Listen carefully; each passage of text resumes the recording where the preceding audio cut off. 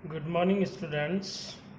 जैसा कि हमने आज कल चैप्टर जो है पूरा फिनिश कर दिया है, यानी उस चैप्टर से जुड़े हुए जो भी बोर्ड में पूछे गए क्वेश्चन हैं उनके बारे में आज डिस्कस कर लेते हैं कि बोर्ड में क्या क्या क्वेश्चन पूछे गए हैं। मैंने आपको पहले ही शुरुआत में कहा था कि बोर्ड में जनरली एक नंबर का क्वेश्चन आता है, एक 3 नंबर का क्वेश्चन आता है। तो बात करें सबसे पहले 1 नंबर की, तो 1 नंबर के क्वेश्चन बोर्ड के जो हमारे पास है 4 क्वेश्चन तैयार किए हुए हैं और 3 अंक के जो क्वेश्चन है वो भी तैयार किए हुए हैं। अब यहाँ से हम देखेंगे कि हमारे पास हमने जितना भी पढ़ा है उसमें से कितना कुछ आया है। हालांकि 1-2 क्वेश्चन ऐसे भी हैं जो बिल्कुल हटका हैं, यानी कि थोड़ा सा अलग टाइप के हैं, तो उसके बारे में आपको बता दूंगा अभी। चलिए, तो क्या क्वेश्चन पूछा गया है। पहला क्वेश्चन पूछा गया है जो कि बोर्ड 2018 में पूछा गया था, इसी पार्ट से 1 नंबर का क्वेश्चन। तो क्या पूछा है कि रक्तचाप मापन यंत्र का नाम लिखें, यानी कौन सा यंत्र है जिसके माध्यम से रक्तचाप को मापा जाता है। तो आपको मैंने ये बता दिया है, इसीलिए मैं आपको सिर्फ मौखिक रूप से बता देता हूँ, लिखित रूप में काम आपको यही करना है और आपको ध्यान रखना है। ठीक है, ये एक तरीके से आपका होमवर्क है। चलिए ठीक है, मैं यहाँ लिख देता हूँ, ये आपका होमवर्क रहेगा, ध्यान रखिएगा।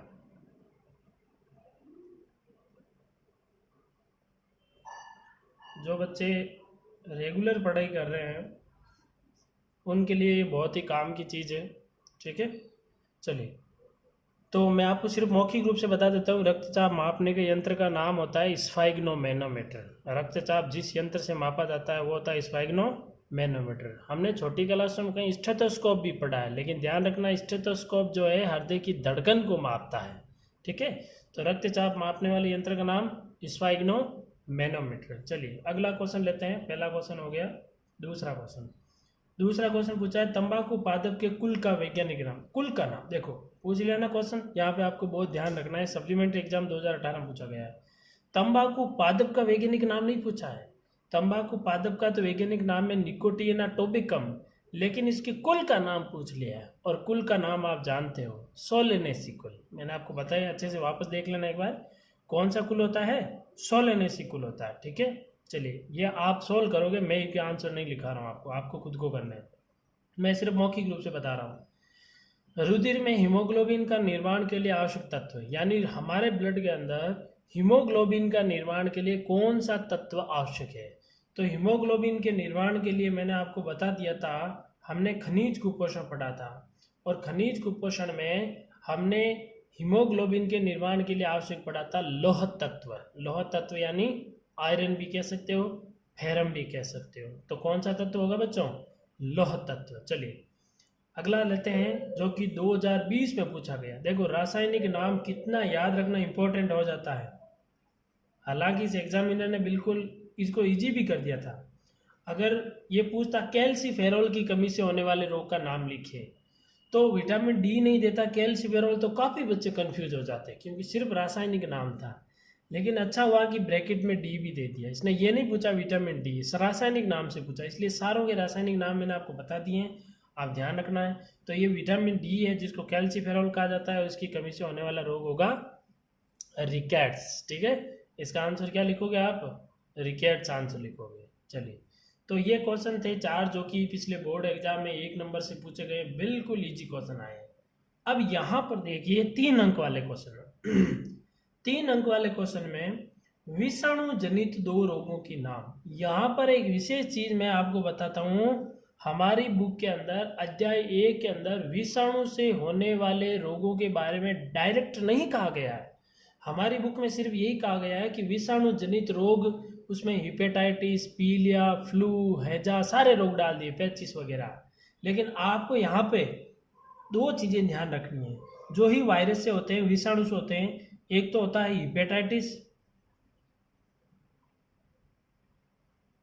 जिसके बारे में मैंने आपको बता दिया, और एक ध्यान रखना आपको फ्लू। ठीक है, ये 2 ही ध्यान रखना आपको, एक तो हिपेटाइटिस, दूसरा फ्लू। बाकी सब जितने भी रोग हैं हमने जो पढ़े थे वो सारे जीवाणु जनित हैं। ठीक है, और ड्रैकनकुलस वेडिनेंसिस है वो किससे, कृमि से होता है। ठीक है, तो वो इसके अंदर नहीं आएगा। ये बहुत ही मतलब बारीकी से क्वेश्चन पूछा, बहुत बारीकी से। चलिए अगला लेते हैं, तंबाकू में पाए जाने वाले एल्कलॉइड का नाम। तो तंबाकू में कौन सा एल्कलॉइड पाया जाता है, कुछ याद करने की कोशिश करो। तंबाकू के अंदर तंबाकू कौन से पादप से? निकोटिन टोबेकम। तो उसके अंदर एल्केलॉइड कौन सा होगा? निकोटिन। तो तंबाकू के अंदर कौन सा एल्केलॉइड होगा?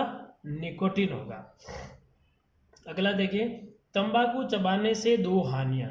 अब तंबाकू चबाने से कोई भी दो हानियां लिख सकते हो। मैंने आपको बताया था तंबाकू चबाने से हमारे रुधिर की रक्त वाहिनियां जो है उसकी दीवारें मोटी हो जाती है, जिससे उच्च रक्तचाप और हृदय की धड़कन बढ़ जाना।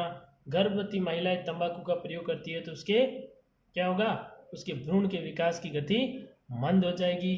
तंबाकू जो धुएं के रूप में निकाला जाता है उसमें CO2 होती है, ठीक है, जो धूम्रपान करते हैं, वो हमारी रक्त की RBC को नष्ट करता है। आपको कोई भी दो लिखना है, तंबाकू चबाने से होने वाली दो हानियां। मैंने आपको 4 हानियां लिखी, कोई दो हानियां लिख सकते हो जो आप अच्छे से याद रख सकते हो, ठीक है भाई। अब ये क्वेश्चन कैसे आया था आपको बता देता हूँ। ये आधा प्लस आधा, आधा प्लस आधा, यानी 1 नंबर का दिया हो गया। ये आया था कंप्लीटली 1 नंबर का, और ये फिर आया था आधा प्लस आधा, ऐसा आया था ये क्वेश्चन बोर्ड में। चलिए, तो ध्यान रखिएगा, इस प्रकार के क्वेश्चन आते हैं। 2018 में आया था। 2018 सप्लीमेंट्री एग्जाम में बिल्कुल सिंपल क्वेश्चन पूछा ताकि बच्चे पास हो जाए। मैरेस्मस रोग के लक्षण और पीने योग्य जल के 4 गुण। तो ये क्या हो जाएगा आपके 1+2, 1+2, यानी मैरेस्मस रोग के लक्षण लिखोगे तो 1 नंबर मिलेगा, और पीने योग्य जल के 4 गुण लिखोगे तो 2 नंबर मिलेगा। तो मैरेस्मस रोग के लक्षण क्या है? आपको बिल्कुल अच्छे से याद होगा। शरीर सूख कर दुर्बल हो जाता है और आंखें कांतिहीन होकर अंदर धंस जाती है, ये 2 ही लक्षण हैं। और पीने योग्य जल के 4 गुण बिल्कुल याद करने की कोशिश करें। जल में आंखों से दिखने वाले कर्ण सूक्ष्म जीव नहीं होने चाहिए। जल की pH संतुलित होनी चाहिए। जल के अंदर उचित मात्रा में ऑक्सीजन घुली होनी चाहिए, और जल निर्मल, शुद्ध और साफ सुथरा होना चाहिए, किसी भी प्रकार की गंध नहीं आनी चाहिए। चलिए अगला लेते हैं। ये बहुत इजी क्वेश्चन पूछा गया था। अगला लेते हैं क्वेश्चन नंबर 3, वो पूछा गया, ये भी हाँ ये आ गया सप्लीमेंट्री 2018 में। ये पूछा गया आपके 2019 में। तो 2019 में क्या क्वेश्चन पूछा गया है, यहाँ से देखिएगा। चलिए ओके, क्वेश्चन है नारू रोग के रोगजनक का नाम लिखिए। नारू रोग बिल्कुल आसान क्वेश्चन है, ये तो आप बिल्कुल इजीली कर सकते हो। नारू रोग का रोगजनक कौन था? कृमि था, और उस कृमि का नाम क्या था? ड्रैकनकुलस मेडिनेंसिस। याद कीजिएगा, नारू रोग का रोगजनक कृमि होता है, कृमि का नाम है ड्रैकनकुलस मेडिनेंसिस।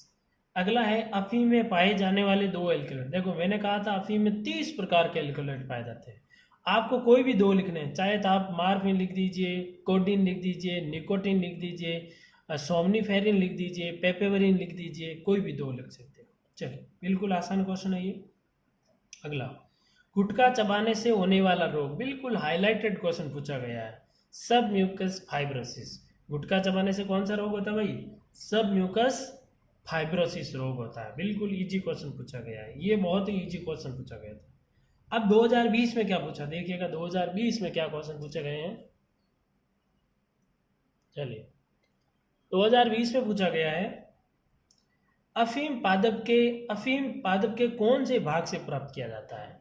आपको पता होना चाहिए अफीम पादप के कौन से भाग से प्राप्त किया जाता है? जड़ से, तना से, फल से, पत्तियों से। बिल्कुल आपको याद आ गया होगा, फल से। कच्चे फल होता है, उस फल में से क्या करते हैं? चीरा लगा के दूध निकालते हैं, दूध को क्या करते हैं? सुखाते हैं, उससे क्या बनती है? अफीम। तो इसका आंसर होगा फल से। अफीम का उपयोग, देखिए अफीम के उपयोग में मैंने नहीं लिखा है तो भी याद रखिएगा, मैंने मौखिक रूप से कहा था कि अफीम की जो खेती की जाती है वो दर्द निवारक औषधियों के निर्माण में किया जाता है, लेकिन इसका क्या हो रहा है? दुरुपयोग। अगर आपको मैंने ये नहीं लिखा है तो आप लिख लेना दर्द निवारक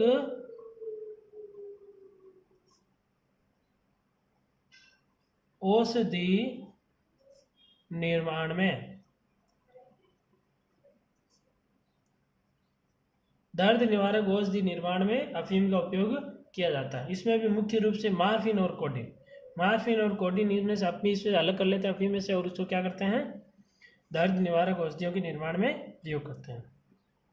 लास्ट क्वेश्चन आता है, अफीम पादप का वैज्ञानिक नाम, बहुत इजी क्वेश्चन पूछ लिया गया। अफीम पादप का वैज्ञानिक नाम, तो अफीम पादप का वैज्ञानिक नाम क्या भाई? पेपेवर सोमनिफेरम। बिल्कुल इजी क्वेश्चन पूछा गया, पेपेवर सोमनिफेरम। तो ये कुछ क्वेश्चन थे जो कि चैप्टर 1 से पूछे गए थे, अध्याय 1 से पूछे गए हैं।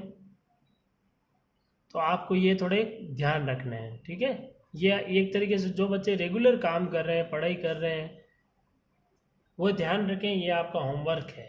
आप जब भी इस पार्ट के अगर आपने कॉपी में अच्छे से नोट्स बना लिए हैं, अच्छे से नोट्स बना लिए, तो होमवर्क टॉपिक डाल के और ये सारे क्वेश्चनों के आंसर और इनके ये प्रश्न सारे अच्छे से लिख लेना, ठीक है। इसी के साथ में ये चैप्टर जो अपना है, इस चैप्टर को अपन यहीं पर फिनिश करते हैं। अगला चैप्टर हम नेक्स्ट क्लास में लेंगे। तब तक के लिए जय हिंद, जय भारत।